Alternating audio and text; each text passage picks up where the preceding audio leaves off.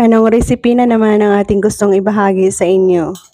Join us kung paano natin ginawa ang simplihang pamamaraan ng pagluluto ng seafoods na ito.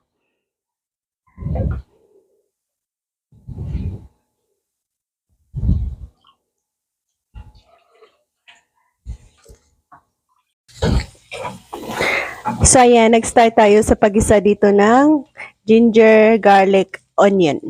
Ano nga ba ang ating recipe for today? Join us guys. Madali lang at simpleng pamamaraan ng pagluluto ng baby pusit. Wow!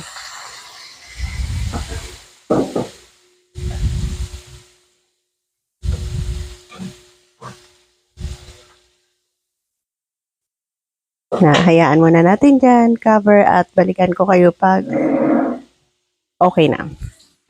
Yan, dagdag sarap ang ating soda. Diyan natin ilaga sa soda. Kahit anong klaseng soda. Coke, Sprite. So, ang ginamit natin ay lemon. Mag-add tayo ng oyster sauce. Konting oyster sauce lang. Okay. Yan, mag-add tayo ng vinegar. Suka.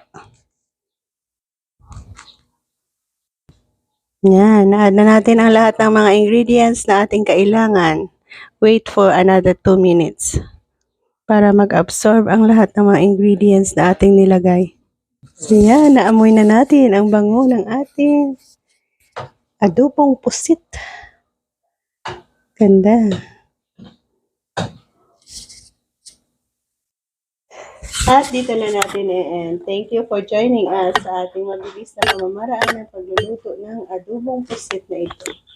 Keep us all safe. God bless and happy eating. Bye-bye. And one serving. Yan, ang ating masarap na adobong pusit recipe.